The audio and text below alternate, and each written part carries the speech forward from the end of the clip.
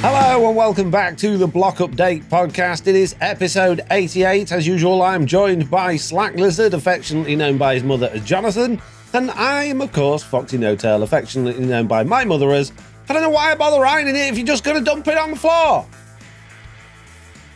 I mean, you didn't even make it to the dresser or the bed with it? Nope. Or was it put on the bed, and then when you needed the bed, it's just like, here, all of you go there? Nope. Just put it on the floor. You put it on the floor, and then it's easy to get hold of when you need to wear something. You don't need to put it away. Just put it on the floor. The floor was clean. My favorite as a kid that probably still scares me to this day is, I brought you into this world, and I'll take you right back out. Yeah. Yeah, I didn't have that exactly, but, in the upcoming shows, we'll find out more of the lovely things that my mother used to say to me. Right, as usual, we like to start the show by thanking our 56 patrons, as well as our top-tier patrons. However, before we get into this, Slack, I've got a problem. I've noticed that people, I'm not going to name any names here, but people have learned how to play the system on Patreon, and I don't know if we should be reading everyone's names out in this list. You tell me what you think, Slack, right? Okay. We've got 5 now. Top tier patrons, and the top tier is 15, is it pounds or dollars? I can't remember, but every single podcast, which is a lot of money. However, some people, some of those, 2 of them, have realized that if they cap their payments to 1 a month, which is the same as going on the lower tier, then they can still get that top tier status, but they're only paying a quarter as much. Patreon has some major flaws. I've not been happy with Patreon for a while. The host system is a bit broke. It doesn't even update if like somebody's been declined, or half the time it doesn't even update if somebody's been canceled. That was the other thing I was going to say. And again, not going to call out anyone by name because they're all amazing. Anybody that patrons at any level is amazing, and you have my greatest thanks. But one of them has been declined out of those ones. But obviously, Patreon just still says, "Oh no, that's fine." So first of all, should we read out people that are on the top tier, even though they're still paying the same amount as the people on the lower tier? Because that doesn't seem fair to me. I don't know. See, this comes into a problem with Patreon. It's not with what we do. It's just their system is so broken. That's why I've been trying to move away from Patreon. Yeah. So I don't know if we should. And the other thing is, should we read out people that have been declined that are in the top tier list? How about this week should we just read them all over this subject? Yeah, just read them all. Yeah. Okay. We don't want to call people out neither. Huh? Well, exactly. So I'll read them all, but I'm aware of you 3 individuals. Okay, I would like to read out James Carter, Stitch Fix, The Praetor, Essifer, and Diesel Wolf. If you would like to support the show and have me take the mickey out of you for helping us out by paying us your hard-earned cash, then you can do by going to patreon.com/the block update. Prices are per podcast, not per month, although apparently that's optional. And the minimum perks you will get are access to our patron-only feed for bonus content and access to our patron-only Discord channels. In the bonus show we recorded this week, we talked about films. Movies, TV shows, trying to start fires with wet wood in the rain, and banging my head a lot. And there's a bit of a story around that one. So if you're interested in finding out all those things and what we thought about these movies and TV shows, then be sure to subscribe to us on Patreon. Hey, I'm curious, when you hit your head, did you pull the whole Gandalf kind of moment? No. I said words that I can't repeat on the podcast. Well, I mean, you can, but we might have to change the rating of the podcast then, well, right? Yeah, that's true. Yeah, I already let a bad word slip in last week's bonus show. I'm not doing it again, Slack. Right.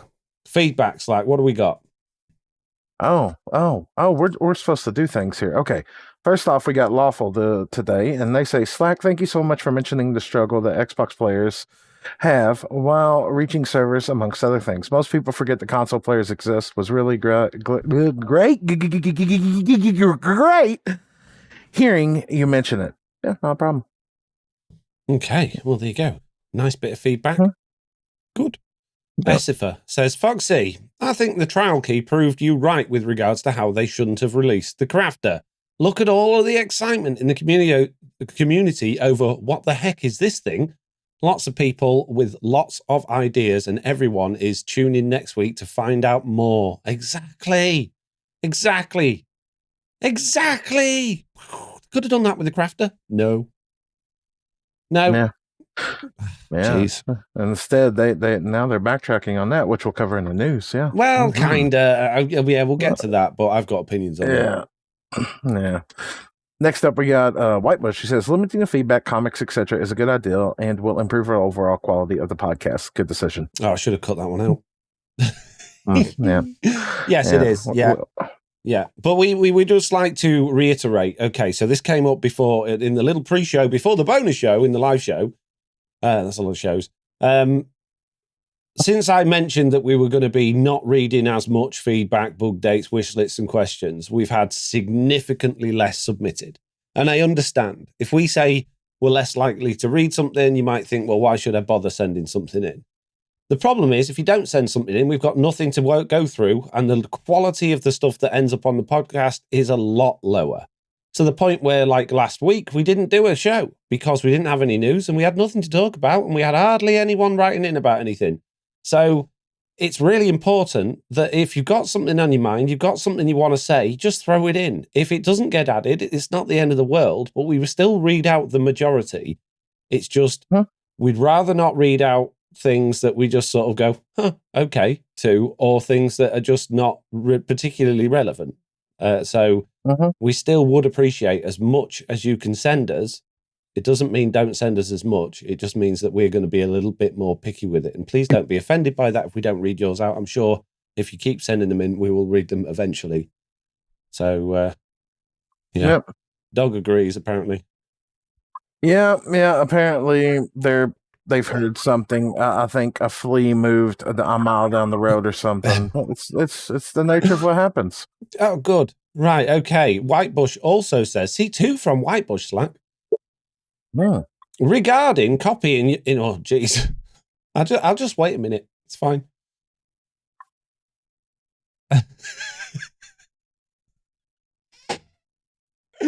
Oh, amazing. Oh, the muted. I didn't hear you say anything. It's good. Oh, but trust me, it came through on the podcast recording, though. Oh, okay, great. Just be prepared at that moment. I yell really loud. Yeah. Whitebush says, regarding copying in patron-created builds, what if you only copied in the schematic of their build and used your own resources in the schematic canon to put them in your world? So this is going back to me talking about my create world and having the potential for patrons to play on a world and me having a look around occasionally going, oh, I really like that. I'm going to add that in as a town in the world and connect it up to my rail, just to make the whole place feel more alive. Now, in the game, there's this tool in Create called the schematic canon, and it's great because you can take a schematic in any world you've got of something, and it's basically like a structure block. But then you take that schematic and you can take it into your survival world. You go and gather all the resources that it needs, and it gives you a list of all the resources you need. Then you put it in this cannon, feed this cannon gunpowder, and it builds whatever it is. So you don't have to build it, basically. Yeah. And that's great, but there's a couple of problems with that. Number one is it's very slow. And if I'm talking about copying in a whole town, not only is the range limited, but also it'll take me a week. I might as well build it myself. At that point. Second of all, I feel it's for me, it's like using Lightmatica or something like that. I feel really cheaty copying in a build from Creative block and then just like recreating it block by block in the world. I'm more than happy to use that schematic canon on something I've built in that world already. Like if I built, for instance, a forklift truck, which I did. I'm happy to copy and paste that using this canon, but I don't want to bring in things from Creative and do it. And loads of people do it. Loads of Create YouTubers do it. It's a perfectly accepted thing. But for me, I just feel really uneasy about that. So in which case, I should feel really uneasy about copying and pasting a whole chunk or a whole few chunks worth of like an entire build from someone else. But my reasoning for that is I was never planning on building in that area anyway. I'm not going, oh, I like that house, I'm going to add it to my town. I'm thinking, oh, I like that area. I want to add that to a part of the world I would never have built in anyway, and have that as just something interesting in the world. So I don't think the schematic canon is the way to go on that one, personally. Yeah, we're all going to have our preferences on what we consider to be cheaty or not, you know? Yeah. And there's nothing wrong with that. At the end of the day, you got to play the game how you want. Exactly. And I could run, like someone's just mentioned in the live chat, I could run more than one canon at a time, but then I got to go and gather all the resources for those things. I've no idea what they built, how much. It would be chest upon chest upon chest for an entire town. It's not happening. I'm not doing that. It's ridiculous. No, might as well just build it myself at that point. So, no. Thank you for the idea, but no. No. Now, is this next person supposed to be man with no plan? It just says man with zero plan, so... Yeah, I'm going to go with man with no plan. And they say, what if at the end of every podcast, you played 10 to 15 seconds of funny audio clips from your stream and video? I think this would end the podcast with most viewers laughing. No. I think that's a horrible idea. I can't find 10 to 15 seconds of funny clips to make shorts out of. I'm not going to go through everything I've done and try and find 10 to 15 seconds of audio clips just to put at the end of a podcast, which 99% of people don't get to the end of anyway. So, no.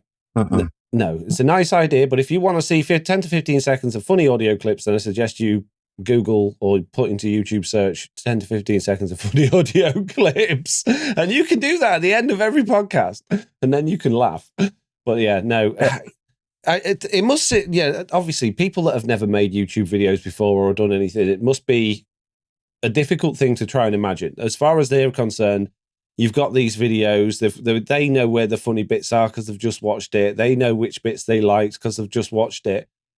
From our perspective on the other side of the screen, we've got, like, let's say for my latest video, I've got nearly 100 video files. Some of them half an hour long, some of them are 10 minutes long, some of them are a minute long.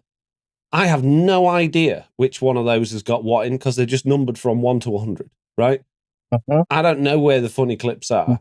I'm not going to watch every single one of them all the way through to try and find them. And for me, my idea of what's funny might not be what the idea of your what's funny is. So you're talking to add 10 to 15 seconds of funny audio clips at the end of each podcast, probably 3 or 4 hours work a week just to find them and put them in. So I know it sounds crazy, but that's how it is. So it's not going to happen. And then at that point, your audience retention's already gone. As soon as they hear the outro music, most people click off. You know? Yeah. So, exactly. So sorry. Not everybody watches or listens to podcasts or videos like you do. It's not everybody watches YouTube the same. Yeah. Yeah. So, no. Right. Slack. That is it for feedback. If you have got any feedback for us, you can leave it by joining our Discord, or you can email us at news@theblockupdate.com or fill in our feedback form, which is on our website, which we now have a troll for, Slack. We've got somebody that posts 10 or 15 comments a week that are just either completely horrendous things to say to people or just random words, which is nice. I have to deal with that every week. Nice. So, nice. That's fun. Yeah, that's yeah. All right. People. News. We didn't do a podcast last week because realistically there was no news at all. And you could say, oh yes, but the Minecraft beta and preview 1.20.60.20 came out. It did. But it's pretty much a carbon copy, a clone of the Java edition one that was out the week before. They've added the breeze mob, which we know all about that already. They've added in the trial spawner, which we know all about already. We've added in the trial chambers, which we know all about already.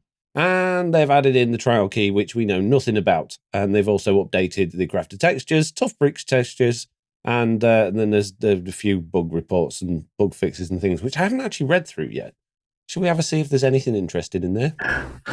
The first one that I see that I find interesting is under gameplay. The container blocks triggered with redstone, example of hoppers and dispensers, can now be interacted with consistently when powered by a fast redstone clock. Okay, that's good then, because it used to be that if they were being powered, you couldn't access their inventory. Yep. That's a really good fix because that was really annoying. Yep, that was really annoying. Like, say you had a auto dropper going and you tried to right click to even get inside of it, and it's like, nope, nope, nope, Yeah. nope. That came. When did that come in? That was like 1.17, something like that. It was so annoying. Yeah. Yeah. Oh, so that's good. I'm so so glad that's been fixed. Fixed an issue that could inflict unexpected fall damage in certain cases when building blocks while moving. How many times did they fix that one? Isn't that like every update they try to fix that one? Yeah. And that's probably about it, to be honest with you. Yeah, there's not a great deal in there. There's a whole bunch of API stuff and experimental stuff. So, did you see that they changed the render distance on the previews? The realms. Yeah. Realms have got, is it 12 now they've gone up to? Or is it 20? More? 20. Oh, okay. 20, yep. So this is interesting because not long ago, they increased the simulation distance and then backtracked because all the realms started lagging out. Yeah. So now rather than increasing the simulation distance, they've increased the render distance. And they can get away with that because all of the rendering is done is on client side now. So it's not really affecting the server at all. But we're still absolutely riddled with problems from this client-side rendering thing, not like loading in the right chunks, giving you black areas of your world, not showing you things that are there or showing you things that aren't there. So they still haven't fixed any of that. So how does that work? Mm-hmm. Do you also see on the loot tables down there, decorated pots now support the use of loot tables? Yeah, I didn't see that, but that's good. Yep. Oh, a whole bunch of stuff in this changelog that we could have read last week, but couldn't be bothered. Yeah, it's fine. It's fine. Okay. The next changelog, we've got 3 from Java Edition, although they are very short. We have the Snapshot 23W46A, but we got a lot to talk about on this one, even though there's not much in it. So, this snapshot brings about a few redstone-focused changes, and I'm sure if you're a Minecrafter, if you watch any YouTube, or if you're on Twitter or anything like that, you're probably sick to death of hearing about this already, but we're late to the party, so tough. Basically, when this was intentional, King B Dog's, he admitted it was an intentional implementation, not the change, the implementation of the copper bulb was intentional. And the idea is it would take 1 tick from when you powered it for it to take effect. That's interesting because all of the redstone components work on a 2-tick basis. Redstone works on 2 ticks. The game runs at 20 ticks per second, but redstone runs at 10 ticks per second. So it's every other tick. And what this meant you could do is you could then implement this into a system, which meant you could then run redstone at every tick, which made things, you could have smoother animations with redstone, lighting things, you could have interesting things going on. It was a really interesting thing to do, and it was intentional. They wanted to bring that to the game. But in this update, they took it back again, and everybody's lost their mind over 1 tick. Everybody's lost their mind. Now, they say it's to basically bring it in line with the other redstone components. Reading between the lines, it's because Bedrock Edition ain't got no chance of supporting it. Exactly. Again, that's the truth. Going back a few podcasts, what did we say? Bedrock's holding back the development of Minecraft.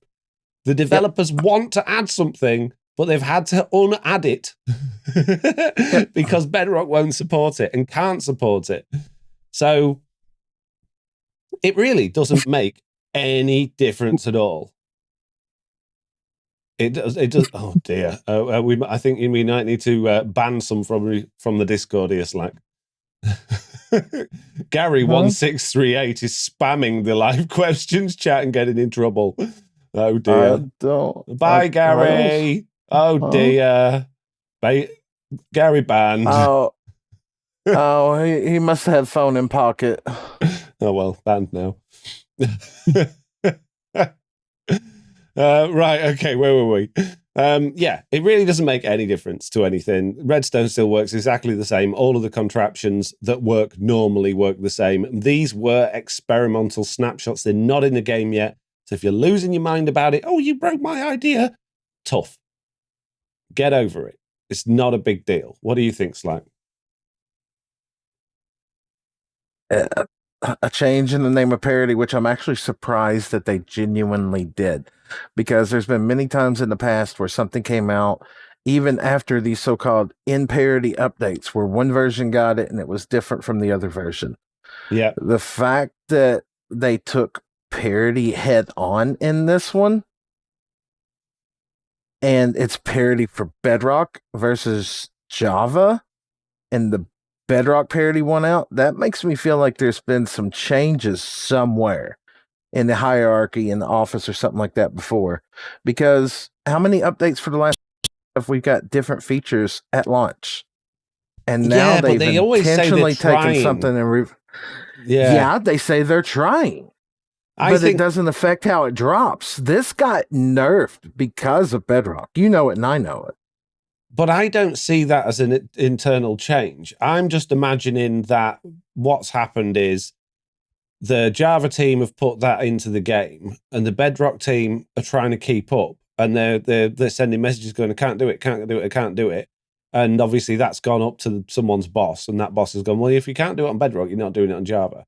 And I'm sure before they've gone, "Yeah, well, we've had this before, and it's probably just not been escalated in the same way, and it's probably just not been dealt with." Whereas this time, I think obviously they're trying really hard to match those. So, but you would think, this is the thing I don't get, right? They said last year at the Minecraft live show, we're only going to show you stuff that we're confident is already done and going to be in the game. How can they get this far with it and then release it, assuming that they've been developing these things for months, they know it's going to work, but then realize a week after it's come out, I can't do it on Bedrock Edition. Okay, a guy over here in live chat said, to be fair, you don't actually know why. No, we don't. Okay, no, we don't. But okay, let's go to a little bit of core mechanics here. Java Redstone can update every game tick. Bedrock cannot. It's every other tick. Yeah, it can't do it. And the generic response that they use to keep it in line with other Redstone components for what was it, all versions of Minecraft, you might as well just put up a big red sign that said Bedrock's fault right here. Yeah, and I would be less inclined to believe it was Bedrock's fault if King B-Dogs hadn't specifically stated on that it was Twitter intentional. It was, he intended it to be a one-tick thing. If the developer developing this feature said he wanted it one way, but they've had to revert it to bring it in line with other Redstone things, well, maybe he did that. Maybe he's put it out there and somebody higher up's gone, "Hey, you can't have that. That's not in line with the other things with Redstone in Java Edition." But it's more likely to be flagged because they've tried to put it in Bedrock Edition and it didn't work. Has anyone checked if the one tick thing works in Bedrock Edition? Because I bet it doesn't. It doesn't, but it didn't. But oh god, I just lost my train of thought onto that. Don't worry, you can find it. I can't. I had a point to discuss here. Yeah, he intentionally said that he wanted it that way. And of all updates, if they're going to do something like this, they literally have said this is like what, the crafting tinkering update, more or less. Tinkering with Redstone. This would be the perfect update to change something like that. And literally, nope, it doesn't match all other Redstone on all Minecraft versions. Nope, we can't do that. That's the biggest red flag ever, that they blame Bedrock for that. But the thing is, right, this is what is annoying me, is everyone saying it's been nerfed, it's broken. It still does exactly what it's supposed to do. It's still a T flip-flop. It's still a bulb. It still does all the things it was supposed to do. And in fact, now it's faster because it's instant. As soon as you power it, it's lit or unlit. It's no longer waiting a tick to do it.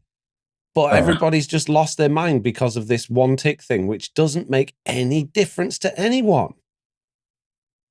It doesn't make any difference. A tick really doesn't make a difference. So it does on those big Java farms where they can do stuff every game tick. Well, yeah, maybe, but there is other ways of getting a one tick pulse on Java Edition. So it's not the end of the world. So the other change that was made, and again, people losing their minds over this, but I really don't see the issue. The crafter didn't have a cooldown. So the automatic crafter, if you just ping, you hit it every tick or every other tick with a pulse, and it had the recipe, the ingredients inside it to make a recipe, it would spit out the result instantly with no delay at all. And have decided that's too fast. And that makes sense because it was too fast. It was way too fast. It was the sort of thing that could lag out your world in seconds. Because with the crafter, if it's facing into an inventory, it will put the items in the inventory. But if that inventory's full, it doesn't stop. It just spits everything all over the floor. So they've put a cooldown in it. And it's not a long cooldown. I think it's 4 ticks. So it's just a bit slower. It's not, you know, again, this comes down to, you know, the sort of people that are like, I want the biggest farm, the fastest farm in the world. I want to be able to say this farm will produce 1 million things per second. Well, it's not realistic. When are you ever going to run that? When are you ever going to have enough resources in it to run it for more than a minute? You don't be obsessed with building farms that are not actually suitable for survival gameplay. Realistically, if you want to have an autocrafters set up, there is no circumstance where you're going to be able to use the items it's creating that fast in order to actually, for it to need producing that fast, even at 4 ticks. If you've got a whole system of them, like producing from one end to the other, the final end is still going to be spitting out items every 4 ticks. You can't use the items that fast. It can be done, so it doesn't need to go that fast. Stop getting upset about it. It's fine. Yeah, but there's people that you could build a simple goat farm. Why do you need one that produces, 5 million drops an hour? Because people want to. And people, the biggest thing about people is they don't like being told what they can and can't do. The point is, it's not an unreasonable change. It's not like they've gone, okay, we've instead of having 9 slots for the crafting thing, we think that's too OP, so you're only allowed like a player's crafting grid size now. They haven't said that. They've not limited what it can do. They've just stopped it killing your world. So giving it a very small cooldown to just stop it overproducing everything.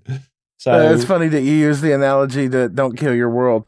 Well, we've argued in the past, let us have a mob slider. Let us decide if we want to nuke our world or not, Yeah, fine. But this change really isn't a big deal, is it? 4 ticks is not a big deal. No, I don't consider it a big deal, but where people having problems with it right now, but this snapshot showed it this way, and now you're changing it. But it feels like one of those things where quasi-connectivity came in, or the debug screen, and then they took it away, and they're like, you can't take that from me! All right, then let's look at this from another point of view. It will only spit those items out. Let's say they never made this change, and it's still zero cooldown. Right, you put a stack of iron blocks in there, and it's going to spit out all of the iron ingots really, really quickly. If you want to put that as part of a farm or a part of a system, even with hoppers pointing in all sides of it, you cannot get the items in there quick enough for it to spit out that fast because hoppers have a delay, right? So minecart hoppers are faster. But minecart hoppers can't put items into things. They can only take them out. A minecart hopper can't distribute items into a container. It can remove items from... No, it can't. You have to have a hopper underneath a hopper minecart to get the items out of a hopper minecart. You can't stick a minecart hopper on top of a chest and the items go from the hopper minecart. Okay, well, you can't put it on a chest, but you can put it on like 4 hoppers. You can put it on like 4 other hoppers. You can, but the point is that you can't have a minecart hopper going directly into a crafter. There has to be a hopper or a dropper or a dispenser in between, right? In fact, a dispenser probably won't work. It's got to be a dropper or a hopper. Either way, the speed at which you can get items into the crafter is going to be limited by a hopper. And you're only ever going to have access to 4 sides, 3 around the back and 1 at the top, because you need the bit at the front to spit out, and you can't point a hopper upwards.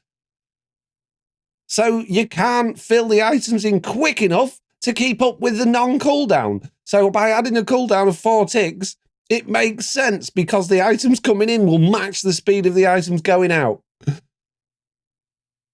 I don't make the rules, man. Well, I know you don't, but I'm arguing with the people that are losing their minds over this and just trying to like give them some reasons why it makes sense. But they had it one way. I want it back the other way. Tough. That's literally the argument right now. It seems like a 3-year-old throwing a tantrum because you won't give them cookies. Yeah. Okay, the other change is something to do with the scoreboard. The scoreboard. Have you seen this? What they can do in Java Edition now? Man, I want this in Bedrock Edition. Yeah, I've seen it. I was looking at a video on it. You can color them in, which you can on Bedrock using formatting codes anyway, but you can color the score in, more importantly, and you can also get it to display text rather than just numbers. Do you know how to do that on Bedrock Edition, Slack? No, not off the top of my head. Okay, so in Bedrock Edition, if you want the scoreboard, the value of the scoreboard, not the name, so it'll like the scoreboard on the right-hand side of the screen, list of scores, numbers, and for the score, and then you can have whatever name you want. So let's say Fred's got 1, Tony's got 3, whatever, you know? But those numbers can only be numbers, unless in the language file for the game, you tell the game that a specific number... let's say sequence, let's say 90210 Beverly Hills, right? Let's say 90210, if you put that in the language file equals Beverly Hills, then in your scoreboard it will say Beverly Hills instead of 90210, which is fine if you can guarantee that that number is never ever ever going to just occur by chance. So that's how you would do it. So you have to think of all the words that you would ever want, a whole bunch of completely random numbers that it can be, and then using crazy functions and maths and things like that, try and get that score to actually equal that word, that number sequence to make that word. So it's ridiculous the way it works on Bedrock. Whereas in Java, they can just put in a word now in the scoreboard. Why is it so simple? I want it. Yeah, I'd like the tick thing in Bedrock, but I don't think we're going to get that anytime soon. No. So, yeah, really, really nice to see those changes there in Java Edition. So that was that snapshot. And they've actually had 2 more this week. They've had 2 pre-releases. Pre-release 1 for 1.20.3 and pre-release 2 for 1.20.3. And in pre-release 1, not a lot really changed. There's a couple of things to do with servers and local storage and stuff like that, but I'm not going to go into it. But something interesting in pre-release 2, which I think is going to be a big change to the new Breeze mob. And bearing in mind, this is a 1.20.3 pre-release, and Breeze is coming in 1.21. I'm surprised they've added this in here, but I guess they must have been happy with it. But they've changed so that the wind charges from the Breeze mob can now break decorated pots, chorus flowers, and pointed dripstone blocks, which means we will finally be able to have fully automated chorus flower farms and dripstone farms as well, which is incredible. That's really good. I don't know why you would want a decorated pot farm. Well, I mean, you could get dripstone already, but you need flowers. To get dripstone already, you need really laggy, janky flying machines that don't really work. Or just like a sugarcane, farm. A sugarcane farm? Yeah, you literally just with the piston observe it. Yeah, but it's okay. I mean, but it was there. All I'm saying is it was there. Chorus flowers, purely AFKable. Yeah, that's a nice change. Yeah. Yeah, well, I think that'll be really interesting for both of those. You're right, dripstone farms do exist. And obviously there's the shaky floor ones for when they join the floor and stuff like that. But they're not good, but they exist. But chorus flowers to purely AFK, we haven't really had an option like that. It will be interesting with the Breeze one to get the Breeze to point in such a direction where the wind charge doesn't break the top dripstone that it needs to continue growing. But I'm sure that can be done. It'll be a little bit, I imagine, like having a gas blaster. Yeah, you'll have a certain area. This is the designated area that it can blow up, is what it sounds like, yeah. But I wonder if a Breeze will attack other mobs or if it'll only attack players. I don't know, because if you can make it attack other mobs, well, let's take a snowman. That would be your perfect example. Or a golem. If they'll target those, then it's really AFKable. You would imagine they would target iron golems because in the trial chambers, no mobs will spawn, which I actually found really interesting because the area of those is massive and they're actually really common underground. And if you dig out the entire area around it, not just the rooms where it was, the entire area of the trial chambers will be mob proof, which is really interesting. So It's interesting. So obviously the breeze have their own spawners in these trial chambers. They're not designed to fight other mobs. They don't occur where the other mobs are. So it'd be interesting to see whether their files show that they will attack other hostile mobs. But yeah, the Iron Golem's realistically the only one you're probably going to take in there with you to help you, with the battles. So, interesting. Right, Slack. News done, my friend. I felt short on the news, but I mean, it's weird. It feels like it's really slowing down, and the fact that they've went into pre-releases. Yeah. Yeah, well, this is what makes me think we haven't had a decent amount of new stuff for a while, is because obviously we were already a week behind with Bedrock anyway. Now they're focusing on these pre-releases for 1.20.3. They're not going to I don't think they're going to want to release another Bedrock preview that's got all of the new features in it without Java Edition as well. And by the sounds of it, if we are right and it is Bedrock Edition holding things back like this tick delay, they're obviously working a little bit behind Java anyway. So they're probably waiting until Java have got their next stuff ready before they start pushing that into Bedrock properly. I don't know. We don't know. I'm totally making that up, but yeah, I would expect, maybe the next week or two to be quite lacking. Although that said, they could easily just throw out an update today or tomorrow with, the trial key does this. Yeah, you never know. Or they might have just decided Christmas has come early and they've all gone on holiday again. It could be that too. It could be. Yeah.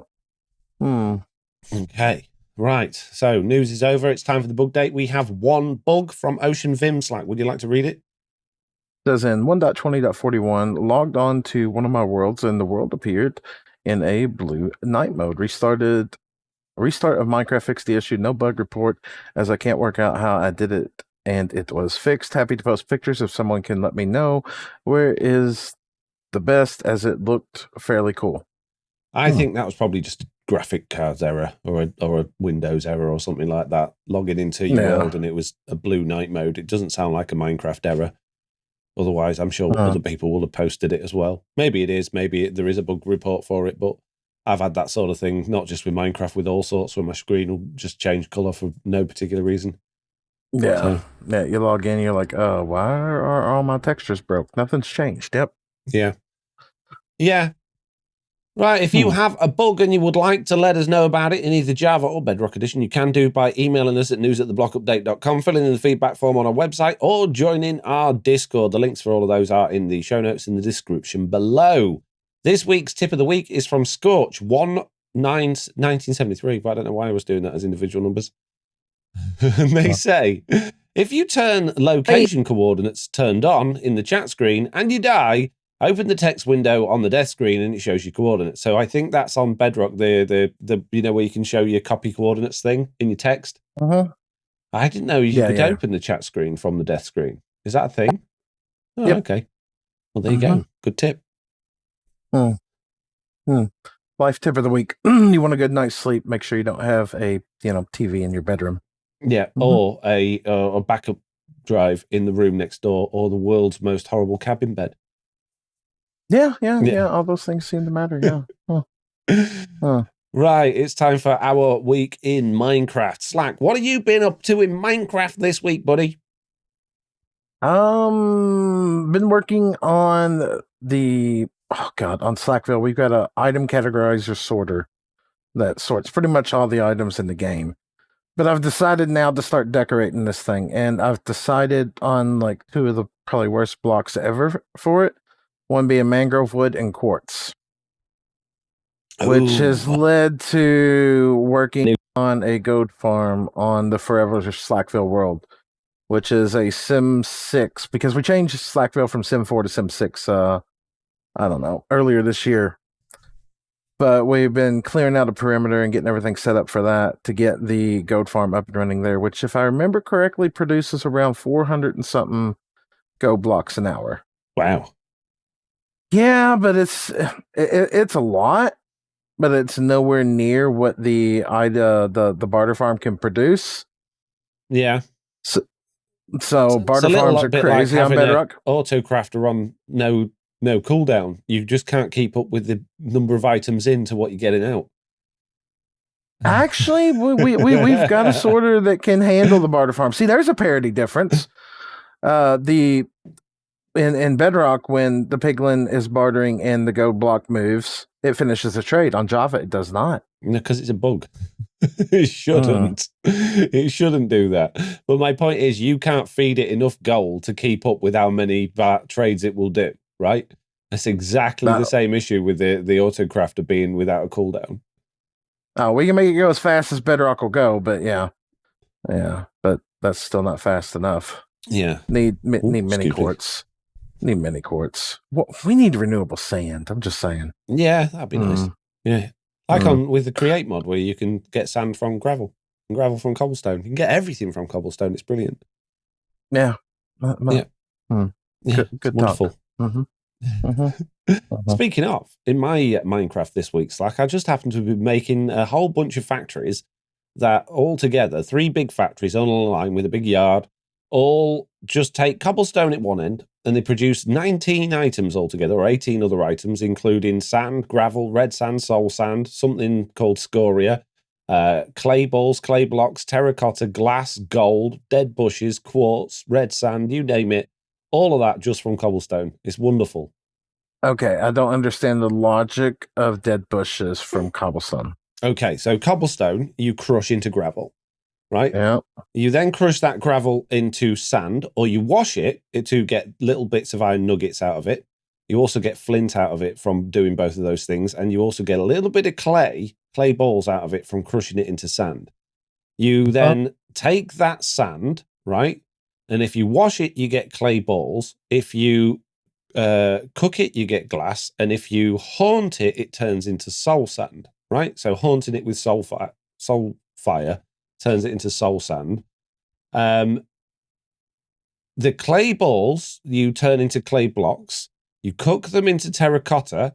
And when you crush terracotta, it turns into red sand. And when you wash red sand, you get little bits of dead bush and little bits of gold nuggets out of it.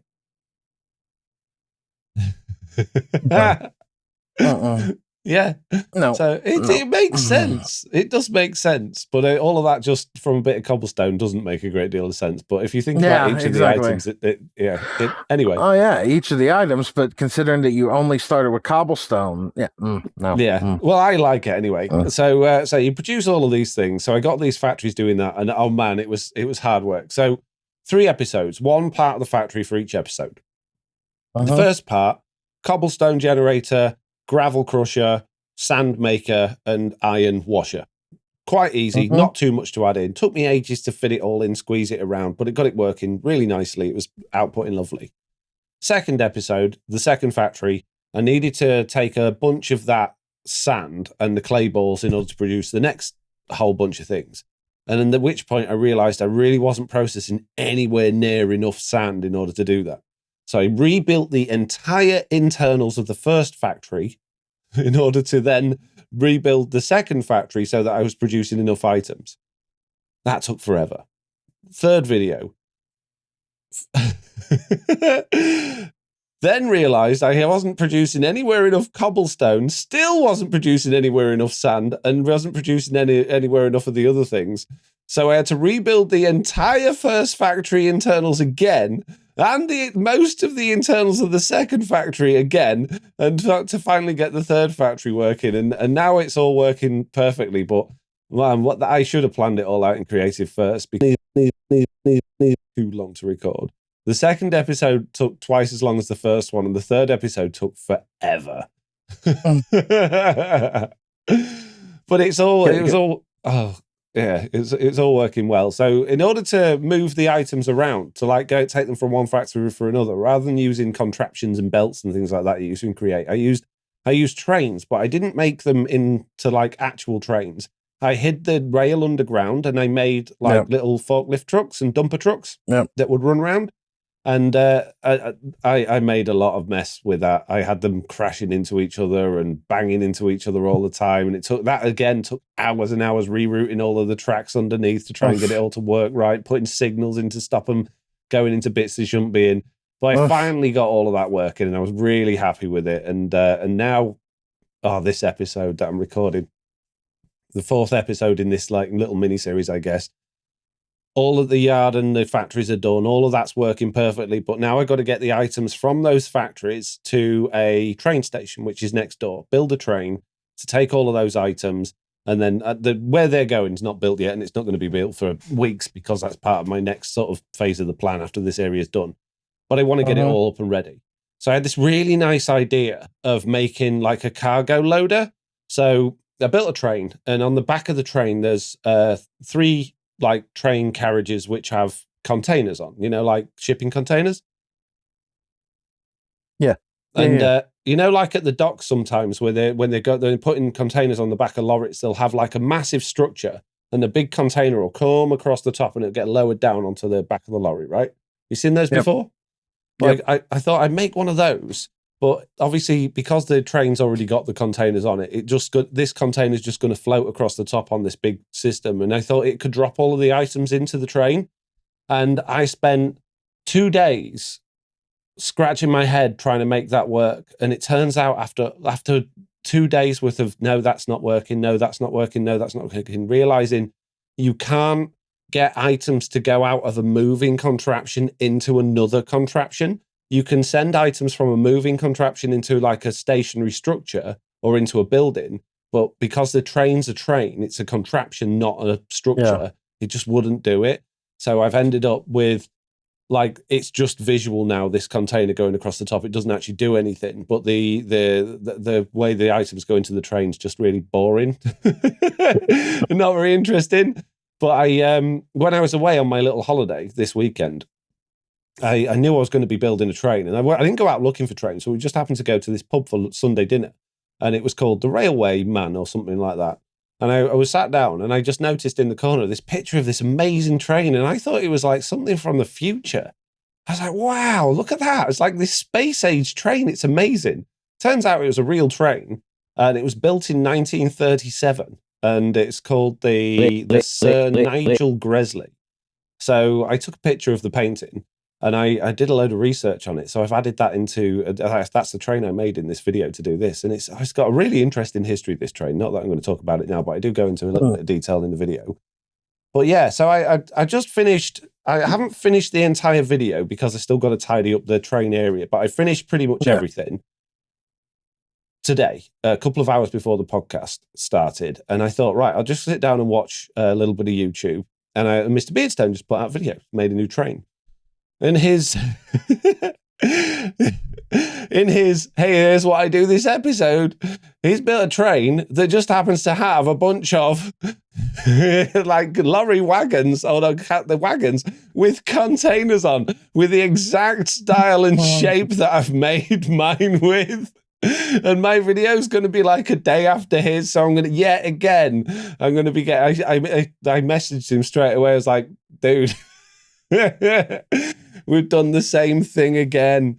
So that's really funny. And oh man, but I'm going to be ahead of him soon because bless him, poor old Mr. Beardstone. He's broken his arm.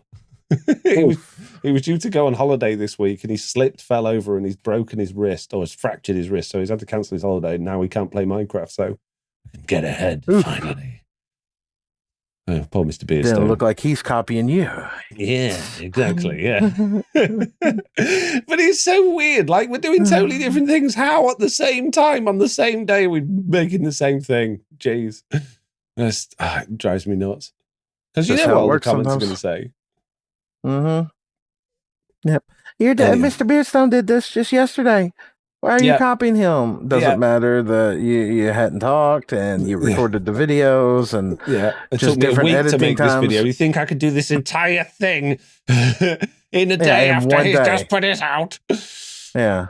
No. No. Yeah, good talk. So yeah, that is our week in Minecraft Job done. It's time to go into the wish list and find out what you guys are wishing that was in Minecraft. And I can't imagine you wish anything was in it because it's already so good. It's amazing. Oh yeah, it's perfect. Yeah. What would you need to change? Yeah. Do you want to start us off, Slack? Who do we got?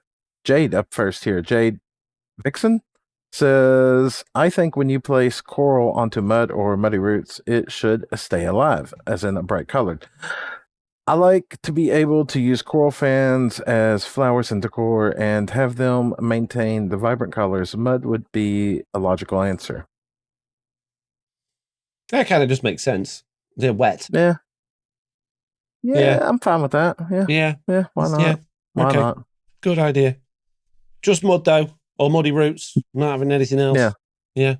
No. Although it'd be nice if we could have that waterlogged leaves thing like they've got on Bedrock Edition, on Java Edition, and do that. You seen that where they just waterlog leaves and the water doesn't spill out on any side? That's nice. That's wrong. Yeah, it's a feature. They flagged it up a while ago and they're like, no, keep it in. That's wrong. No, it's inside the leaves. But what about parody? No, what? Para what? Okay. I see how it is. Yeah. Esifer says, an idea for the trial key. Are you ready, Slack? Okay, I'm listening. Make it unlock the trial spawner. I can think of two versions. One, it allows us to change the mobs by changing the 4 blocks around it. Slack had the same idea. 2, it allows us to move the spawner. A single spawner with a cooldown of 30 minutes isn't all that useful, but if I could collect 20 or 30 of them in one place, then all of a sudden it's very powerful.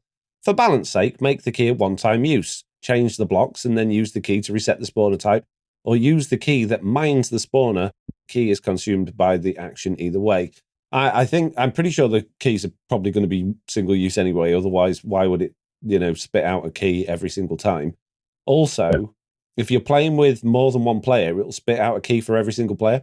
So if you're in a trial chamber that's maybe got, let's say there's 10 spawners in there and you're playing with 10 people, that's a 1 spawner each. Let's say there's 5 spawners in there and you're playing with 10 people, they're going to be missing out on those spawners. So I don't think it's going to allow you to take the spawners and unlock them, but that would be a cool idea. Especially... Be interesting. Maybe, have you watched videos of people trying to break them? No. With a netherite efficiency 5 pickaxe, bear in mind, they didn't have haste or anything, but it took 4.5 minutes to break. So if you do want to clear that area out and turn it into a base, having them so difficult to move, and they are blast resistant as well, is a bit of a problem. Because you might want to use that area for something. And if there are 10 or 20 in there, that's, 40 minutes of just mining spawners just to remove them. So maybe if the key could unlock them to be able to be broken, I don't know. That might be something it would do. Yeah, that's like the slowest mineable block now, isn't it? Or, mineable, but not getting, wow. It is with crazy. netherite, yeah. I mean, obviously, if you did it with your hand on obsidian, it's going to take you substantially longer. But with the top tier weapon and the top efficiency, 4.5 minutes, crazy. That's crazy. So, I don't know. I don't think it's going to allow you to change the mobs. I don't see that being a thing. I also don't think they're going to allow you to move them, although that would be pretty cool. But I do think if that key does anything with the spawner, it's either going to just restart it, like cancel out the cooldown so you can start it straight away, or it's going to allow you to break the spawner so you can actually clear that area out. But I don't think they bother with that. I really don't. I would imagine it was just more to clear the cooldown. I think that's what it's going to be. Yeah, that makes more sense. Yeah. So can't really say that's a good idea, but interesting. I would call it more speculation. Yeah, ideas. Hey, psychos, quit barking. Right. Next, we got Jen up and says connected textures, or at least the ability to choose a connected texture. Example in a window. What, in vanilla connected textures? Yeah. Being able to choose a connected texture is a difficult thing because then you're talking about actually changing block states, which isn't a thing that the game really lets you do with many things other than like fences and doors.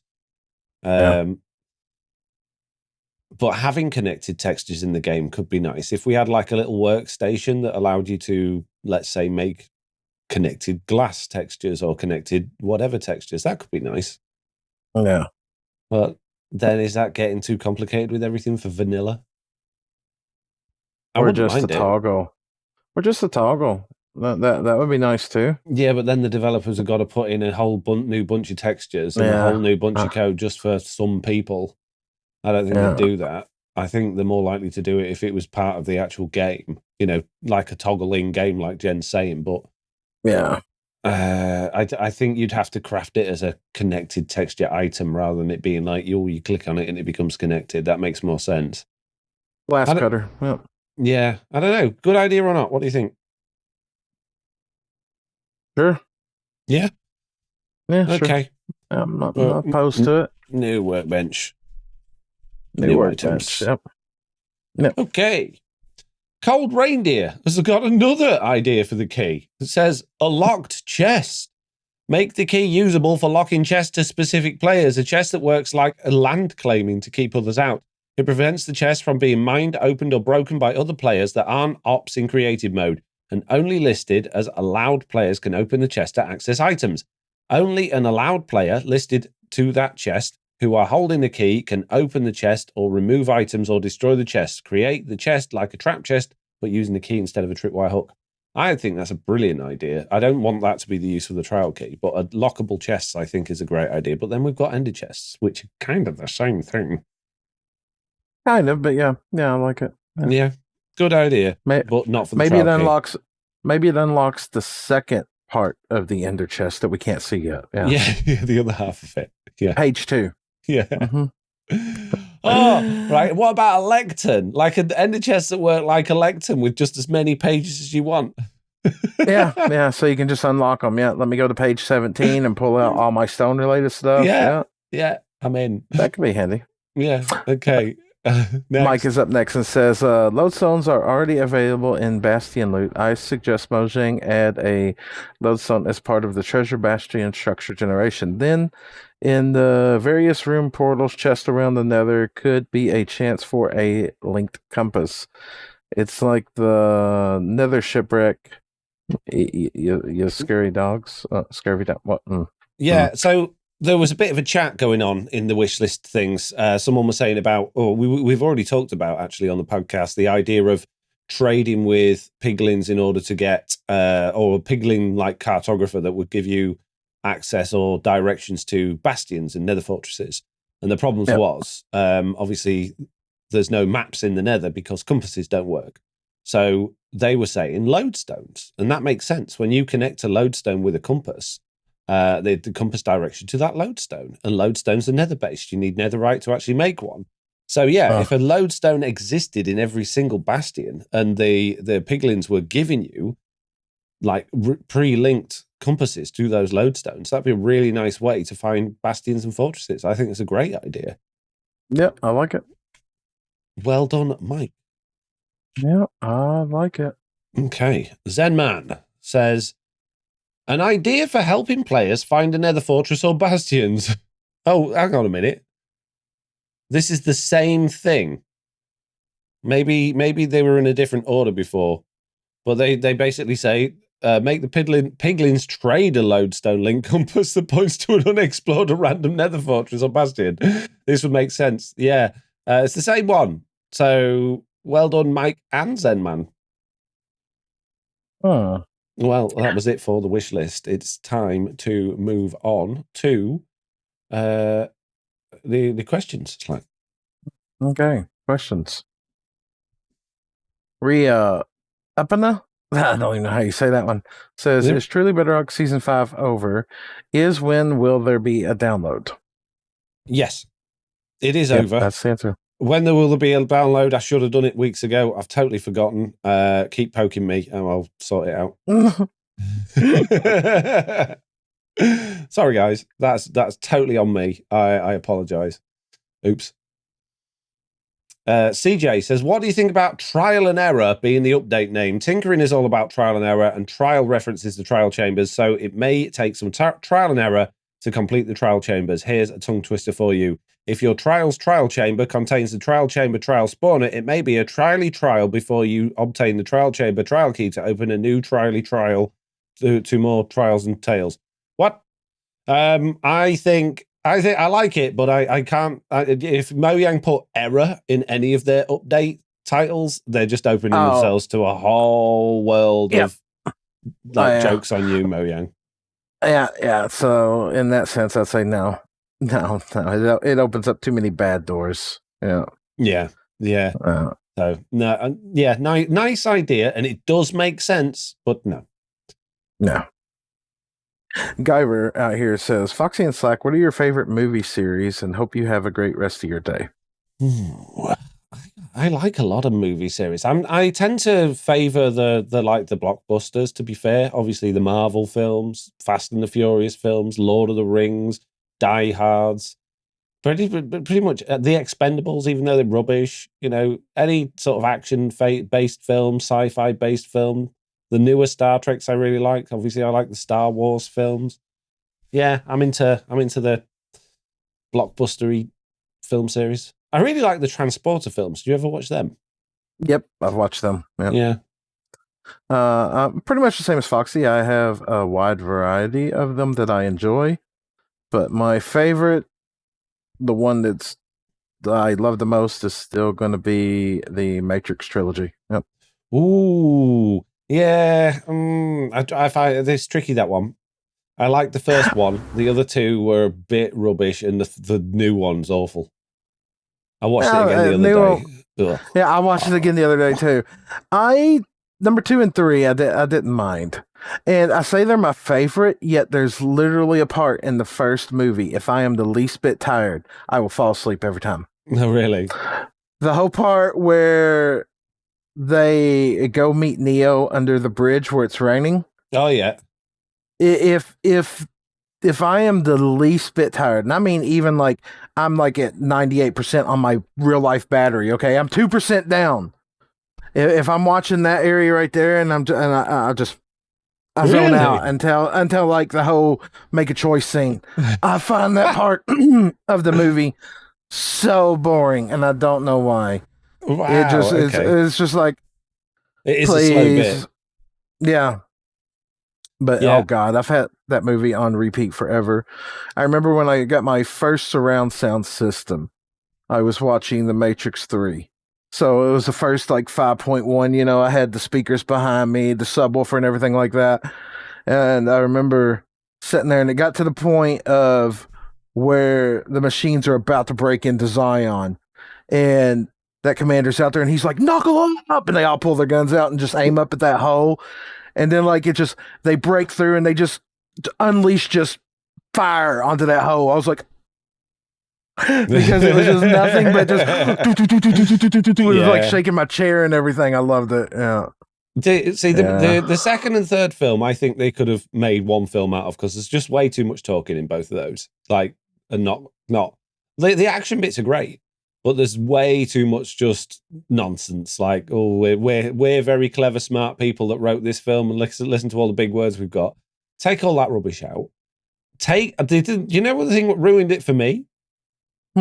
Agent Smith coming into the real world. That was weird. That's stupid. Take that out. I'll tell you the plot hole didn't help anything. Didn't change anything. I'm pretty good at guessing how movies are going to go. Like, some people are. Like, you can watch a movie, first 5 minutes, you pretty much know where the movie's going to go. You can identify who the villain is, who the hero is, what's going to happen.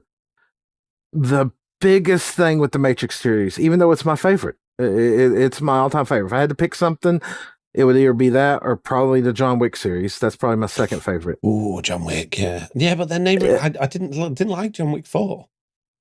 No, not really. But in the second Matrix movie, at the end, when they crash the ship and everything like that, and Neo comes out, and inside the real world, Neo uses his ability to stop the Sentinels. Yeah.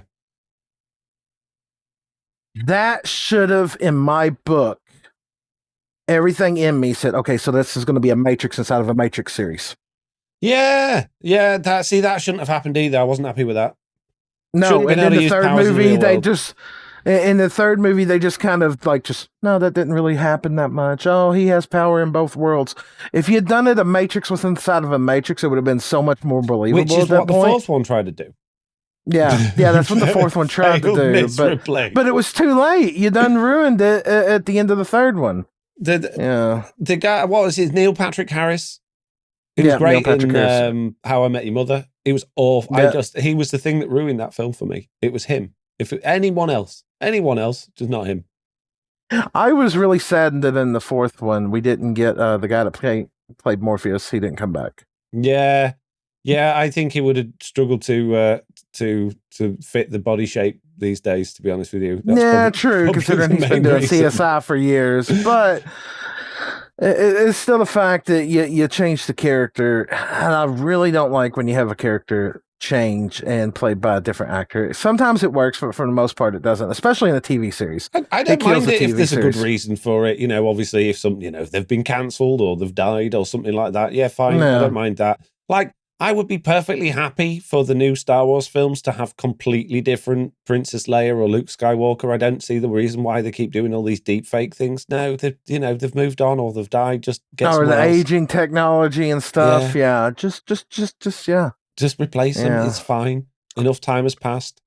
So I agree with you, on certain things, but you can't expect somebody. I don't know how old he is now, Lawrence Fishburne, but he's a big guy. Oh yeah. If he's it would be unrealistic for him to go into the Matrix now and be. He's not gonna. He doesn't have the same shape. He's probably not as limber as he used to be. Oh, yeah, it'd be very difficult for him to do that. So they'd have to write around that. So I can understand why they did it, but it is a bit of a shame because they I don't know. Trying to sit and think. I mean, what do you consider a series as well?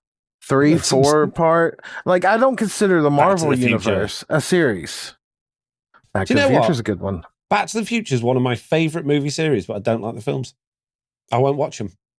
How crazy is that? I would agree with you on that. No, I agree with you on that. It's good. I've watched it before, but I have no desire to watch it again. I love the DeLorean. I love Doc. I love everything about it. But I don't like the films. I don't like them. They're rubbish. It makes perfect sense. Yeah. Okay. So that's movie series. Right. What's next? We got Umi-chan saying, "Hi, Foxy and Slack. My question is, how do you both deal with negative criticism, i.e. YouTube, Twitch comments? I've noticed that as popularity on your vids increase, there's more and more criticisms on how you built something wrong, or just some people think being rude is the way to get attention. Last episode's feedback is a classic example, lol. Does it wear on you, or is there a tip either of you can avoid that?" It depends. Sometimes the most silly little comment can really dig at you and keep you up at night sometimes and really bother you. And other times, like we did last podcast, you just laugh it off because you just think you're an idiot. Right. The best thing to do is not do anything. In fact, I had this conversation with someone the other day, another Minecraft creator, messaged me to say, how do you deal with these people writing horrible things? And I just said, just ignore it. If it's really nasty, then delete it and report them.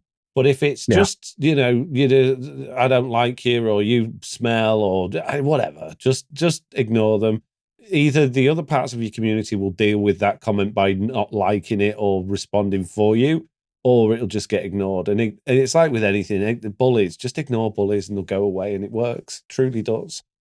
So, yeah, it's easy to say ignore it because someone's gone out of their way to write something nasty about you. But you need, if you're going to put yourself out there, you're going to have to be prepared to have a thick skin because not everyone's going to like you, and there are some horrible people out there. Yeah. As far as Twitch goes, I can't honestly say I've been bothered by a Twitch comment in a long time. No, I don't think I've ever been bothered by a Twitch comment. I've been a lot more bothered by YouTube ones. Yeah, the YouTube ones, and there's no, as Foxy said, the best is just to ignore it. Sometimes you can't. Sometimes it just hits you at all the wrong mood.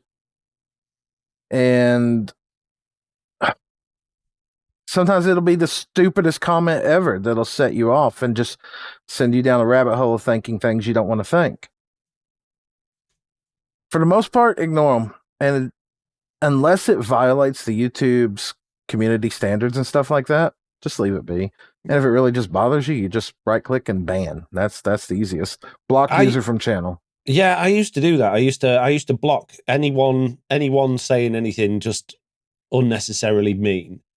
But now I just don't bother. I just, unless it's like, I get a lot of these like only fan fake account things. Yeah, like those stupid things. Yeah, I block all of those, and I block the terms that they use in the usernames to try and stop them coming back.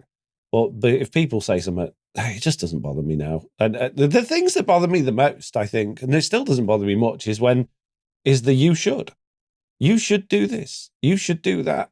And I know it's meant in the nicest of ways, but I always take it wrong every single time, and I don't know why. Because they're only coming up with ideas. You know, a lot of them are wrong. A lot of them are really, really wrong, and a lot of them. And I don't think it doesn't bother me in the way that like, oh, it gets me down or upsets me, but it's like it makes me think about them way too much, and it takes a lot of my time. And and in my head, I'll be having a conversation with that person, telling them all the reasons why what they've suggested is totally stupid. And then it's just a total waste of time. But they're the ones I focus on, and I shouldn't. Like for a prime example, right? This create factory area. It's a factory. It's got fork trucks running around, trains and things like that. So I wanted the entire area to be gravel, right? Different variations of gravel, but the entire area around these factories to be gravel.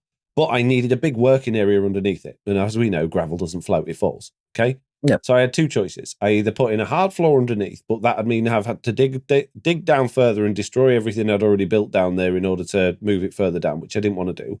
Or I could use there's framed blocks, and there's half slabs or slabs of framed blocks, and then you can texture them with the gravel. So it's not like I haven't got any wood. I've got infinite amount of wood. So I don't need to worry about the wood, but it is obviously quite time consuming placing all of those slabs. No more time consuming than it would be placing blocks, to be fair, but it was. But my comments, I had a few of them going, just use string. You should have used string. Like, first of all, I haven't got much string. I don't have a string farm. I've got a wool farm, so I could make plenty of string. But have you tried placing millions of string all flat without making any mistakes? It's like placing glass panes. It's a nightmare. It's an absolute, and the fact that you can't see it means that I would have missed loads and I would have had all my gravel falling through.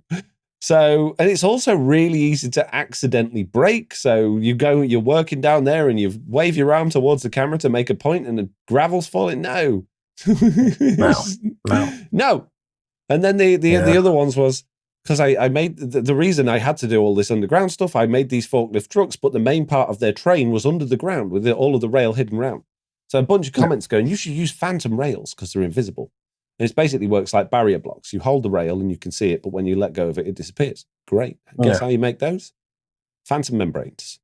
Phantom membranes. How many phantom membranes have I got? None. How many times have I seen a phantom in my world? Never. How many times do I intend to go? So I said this in my video. I responded to the comments in the video. Look, great idea, but I haven't got any phantom membranes. I would need an absolute ton of them. I don't have time to make a phantom farm. So all my comments for that video was, if you get a cat and you go to sleep, there's a chance your cat can bring you back a phantom membrane. One at a time. Yeah. And there's a chance. No, first of all, I'm not having a cat because cats in Minecraft are the most irritating things in the world. Second of all, I don't sleep in a bed. I use a sleeping bag because I can, because it's modded. So I'm never going to be near my cat. And third of all, how many nights would I have to wait to be able to make one train track? No. Well, and I need that's hundreds. You need hundreds of cats. Okay. That's what you need. Yeah, hundreds. Oh man. So yeah, those comments I spend way too much time thinking about. They don't bother me. They just scratch a little itch in the back of my brain that makes me have a little rant in my head. Okay, right, next Slack. Xzone. Xzone says, good day, Foxy and Slack. Are you going to start streaming the live show on Twitch? And if then, when and what would be the thing stopping you from streaming there already? I hope you have a great rest of your week. The only reason we haven't is, I want to say laziness. It's a bit like the world download thing, getting around to it. There's a few hurdles to go to do that. So streaming to the Discord's pretty easy because I just have to set up a virtual camera with my OBS and send that to Discord. It doesn't use any of my PC resources. It doesn't use any of my bandwidth hardly. It's nice and easy. I can share Slack's video through the Discord thing. It's all nice. As soon as we start going to Twitch, it's a whole new ball game with sending out data and getting things set up and stream alerts and chat and sounds and all of that stuff to deal with. And it's easy because I've streamed millions of times, but it's a big faff. It's dead easy to go live in YouTube and Discord. It's a faff sorting it all out. Once we've got it sorted, it's easy enough. But that's one of the things that puts me off streaming in general. It's just that, I mean, YouTube's a lot worse for it, but just going live, the effort to go live, even if you've got everything set up, as soon as you go live, something's not going to be right. Your microphone's not set up right. You're muted. Your screen's the wrong way around. Your sound alerts aren't working. And when you're live on Twitch, it feels there's just so much more pressure. It feels like it doesn't feel like that in the Discord. So there's no reason at all why we shouldn't already go on Twitch. It's just a lot more work. Yeah, laziness. Really, it's not really that much work. I mean, I could just click the start streaming button instead of start a virtual camera and do the same thing. Yeah, but what we got right now is working, and I really like the changes Discord's been making with live streaming and stuff like that. I feel like they're trying to enter into that area more and more. So, So maybe it'll happen. We should do really because we keep hitting the cap. But then you've got to have another browser open with Twitch in it and monitor that. Oh my goodness, monitor the Twitch chat as well as the Discord. And oh man, and then we're in the middle of talking, and there's an alert. I've already got 3 browsers open.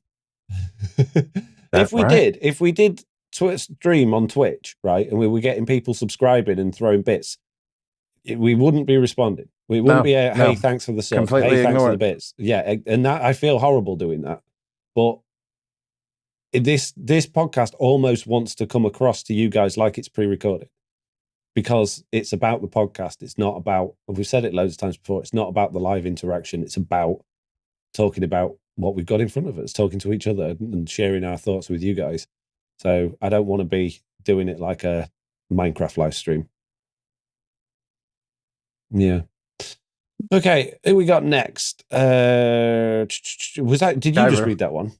Yeah, I read that one. Okay, so Guyver says, is there any benefit to you guys for us to boost the Discord server? What are your plans, if any, for US Thanksgiving? So 2 questions there. First one is, not really.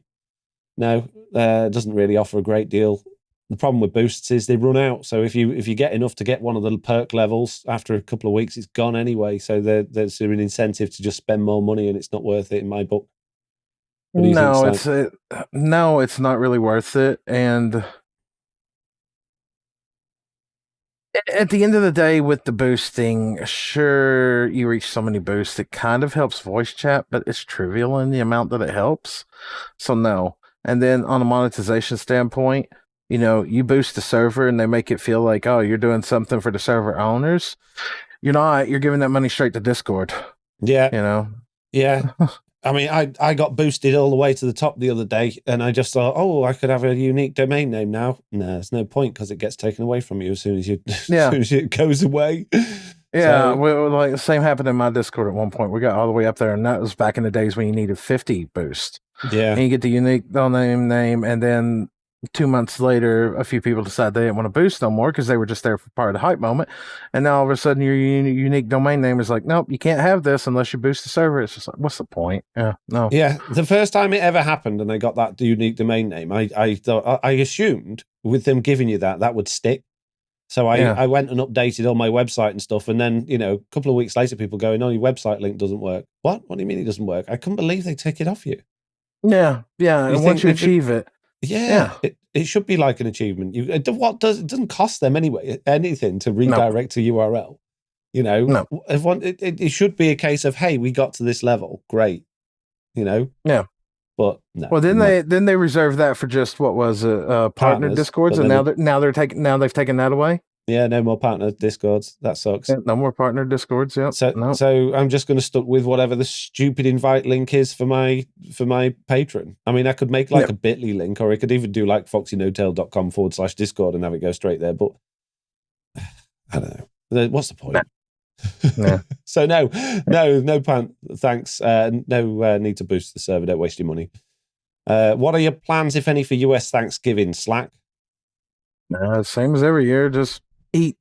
You know, it's nothing but another day to me. Thanksgiving last year, Jen came over, so it was the first time we really even celebrated Thanksgiving in a while. My grandfather died in 2013 on Thanksgiving, and for several years there, we didn't even do Thanksgiving for literally the last 8 to 9 years, other than a few small family members getting together and just having dinner together. It hasn't been really celebrated in a long time. Last year was the first year forever. This year, I mean, Mom's already started on Thanksgiving dinner now, today. When is it? When's Thanksgiving? I don't know. Technically, it's one of those fluctuating holidays, I think. It's this week sometime. That's all I know. Tomorrow. Okay. Tomorrow. Okay. Yeah. Right. It's like the 4th Thursday or something of the month. It's one of those weird ones. Was it last year we talked about in depth on the podcast what about Thanksgiving even is, and even after like 4 weeks worth of comments and replies for it, no one actually knew why it exists and what they're giving thanks for. But yeah, oh well. Yeah, I don't know. So nothing too crazy. And ideas, but yeah. And for me, my plans for Thanksgiving, Slack, we don't do it, so none. Yeah, it's not a thing over there.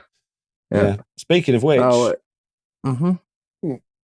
next question is like, Grizz says, what's the British equivalent to Thanksgiving? Yeah, it doesn't exist. No. Well, there is kind of, sort of. It's not a Thanksgiving, although it's one of the, it's coming over. People starting to celebrate Thanksgiving here now. Like Jack's mom and their family, they sit down for Thanksgiving. I'm like, why? I could understand Halloween coming over, even though that was weird. But why? It's nothing to do with us. Why are you doing Thanksgiving? So because the global market's pushing it, because it's a way to make money. Yeah. So I imagine in the next 10 years it'll be a big thing over here for no reason. We'll have no idea why it exists, just like you guys all have no idea why it exists over there. The reason it exists over here, it was giving thanks for the ability to make it through the winter and stuff like that. No. Thanksgiving started there. Yeah. No, with the Indians everybody's got a different idea. I've heard at least 4 different origin stories for Thanksgiving. If you Google it, there's about 4 or 5 different reasons why it started. No one knows. I'm going on what I was taught growing up. And if anybody else doesn't like that, tough, because every generation after that wants to change how everything works. No one knows. According to the generation that I grew up in and what I learned, that's what it's for. And if anybody else doesn't like it, well, they can bite me, because that's going to be my opinion and you're not going to change it. I think it's a lovely tradition, and I think it's great to get together and give thanks for things. I think the idea of it's great. It'd be nice if you all actually had the same idea of why you were doing it. Well, anyway. Nobody has the same idea on Christmas anymore, neither. Well, that's true. So yeah. Pick any holiday, and there's multiple reasons for it. Well, I was just about, you kind of ruined my joke there, but I was going to say the British equivalent to Thanksgiving is Boxing Day. Boxing Day is the day after Christmas. Sometimes it depends on the day. Sometimes it can be the day after Christmas. But it's the day where we all get together and, do family stuff. And I have no idea why it's Boxing Day and where it comes from. I'm sure somebody does. I have no idea, but every year it's a bank holiday. We have Boxing Day. It's wonderful. Yeah, there you go. Bank holiday. I swear y'all have more bank holidays than anyone on the planet. I'm just saying. Yeah. Well, I mean, if there's ever anything going on with the royal family, we get extra ones. It's great. In about 30 years, we should have one every week, I think. I thought you already had one every week. No, bank holiday Monday followed up, by we get 3 Fridays. 6, between, I think it's February and May. And then all of a sudden you get none until the end of the year. And then there's a couple. It's weird. Okay. Right. Hold Okay. on. Next one is Exo and says, "You fish, and if so, what do you fish for?" No. Yeah, occasionally. Typically catfish. I mean, I'll do bass fishing and a few other things, but typically, if I'm going to go fishing, I'm going to head to like Rough River or something like that. I mean, maybe carp, but I don't eat carp. I don't like carp, but it's not bad. You're not going to catch me on the ocean or on a boat or anything like that. So it's either going to be river or pond fishing. I've But been fishing plenty of typically, times, yeah, but yeah, it's just. and I quite like dangling my rod in the pond or the lake or whatever. But when you catch a fish, I'm terrified. I can't stand it. Like trying to get the hook out the fish's mouth. I was Someone like that else for a do long it. time. Yeah, I was like that for a long time too, and I'm still like, especially with catfish. Like I'll wear gloves because catfish got the whiskers that have horns in them, and they have Yeah, that yeah. horn on their head, and they will straight up stab you. But Oof. yeah, that's typically what I fish for. Yeah. Yeah. Okay, right. Next question, Slack. From Stiction says, is there anything upcoming in Minecraft that you're excited about at all? Yeah, we talked about this a few times. I'm excited. Yeah. I'm probably more excited about this update coming out than any we've had for a long time. I'm quite excited to figure out, how the auto crafter and the copper bulb are going to fit into things. I'm quite excited about the trial chambers and playing with those. I'm very excited to find out what the trial key does, and I hope I'm not thoroughly disappointed. Yeah. I'm really excited about the crafter. Just the ability to take stuff from farms, break it straight into shulker loaders, and then put it into another farm and run through a crafter or whatever to do whatever it needs to be. That's what I'm looking forward to. It's gonna be really nice to go through all the old farms and actually fully automate them now and have them slightly different. So yeah. It's still vanilla Minecraft though, so at the moment I'm very much meh. But at some point or other, when I start playing it again, I'm sure I'll be really excited about all these features. Right, okay. Jade says, favorite guilty pleasure / movie TV. No, guilty pleasure movie TV show. Favorite movie that I watch that most people out there on the planet do not like, and according to like Rotten Tomatoes, one of the worst movies of all times is The Postman. That's The Postman. The Postman with Kevin Costner. Yep. That's my favorite. I love it, and I don't care what anybody else thinks. Yeah, I don't know why. It's like a 3-hour movie, and some people find it to be one of the most boring things ever, but I love it. Just it's my guilty pleasure. It's probably my favorite movie of all time, which makes no sense if you watch it. Never seen it. Yeah, most people have it. I don't know. A guilty pleasure is sort of the sort of things that you feel bad about watching, don't you? But I don't really have that. I'm like, oh no. I'm like the other night, I'm without any kids here. I sat and watched Despicable Me: Rise of Gru because I thought, oh, I fancy watching that. I've seen the other ones. I would like to watch it with Oliver, but he's already seen it. I don't feel guilty for watching a kids' film. I don't feel guilty about watching a movie, but it's my no. Maybe it's an interpretation of what. Yeah. I think Jade means it's just one of those things that you really enjoy and you don't care. I thought it was one of those ones that you don't tell your friends about because you watch it on the sly, but you don't like telling people you've watched it. Jay, we need clarification then on your definition of what you consider to be a guilty pleasure movie TV show. I watch all sorts. I used to be really into rom-coms at one point. I still really like the Adam Sandler movies, 50 First Dates, things like that. I can't stand Brothers. Adam Sandler. No. Yeah. Blues Brothers. TV shows. I'm waiting. I see Jade's typing over there. I'm waiting for Jade clarification. Show you love that other people don't like, or something that you know is awful, but you love it, i.e. Legally Blonde. That's not a guilty pleasure. That's not what guilty pleasure means, but okay. So my movie fits in that. I don't know. TV show. Oh, God. I don't know. I don't know what other people don't like. With this one. Oh, I don't know. Oh, that's for movies. Yeah, I'd probably say it was The Postman. For TV show, a show that a lot of people didn't like, and the writers changed on it, and it went horrible. It was Andromeda Ascendant. See, I could sit down and watch that over again, and it doesn't even bother me. so I'm the other way around. I've got a lot of things that a lot of people like and I think are rubbish, but I can't think there's many things that I watch that I like but other people think are rubbish. So, but then I don't really push my boundaries very far when it comes to these things. So, I don't know. Sorry. I mean, we automatically know that Jade's guilty pleasure is going to be like Firefly and some Star Wars movie. Probably Rogue One or something like that. Yeah. I actually really enjoyed Rogue One. I think it's a brilliant film. I really like it. And I quite like the Han Solo film as well. And not many people like that, so maybe they count. But it's not like, oh, it's one of my favorite films. I just like it. Jade says, movie for me is Legion. The one about the angels? Not seen it. Right, okay. The last question, please, Slack, if you wouldn't mind. Velsa says, what is your favorite Thanksgiving side? I guess this is more for Slack. Stuffing. Yep. No. Just stuffing. Yeah. You have chicken or turkey, isn't it, for Thanksgiving? Yeah. Yeah, so you don't get any pork crackling then. No. My favorite thing after Thanksgiving. Oh, okay. All right. No, it's either stuffing or deviled eggs. Oh, I will kill a plate of deviled eggs just by myself. Are they like pickled eggs? Is that what deviled eggs are? What are deviled eggs? Deviled eggs? I don't know. Somebody explain deviled eggs. I don't know how to explain it. But my absolute guilty pleasure for Thanksgiving is turkey sandwiches the next day. Yep. That's love. Like twice baked potatoes. No. So you're talking about scrambled eggs.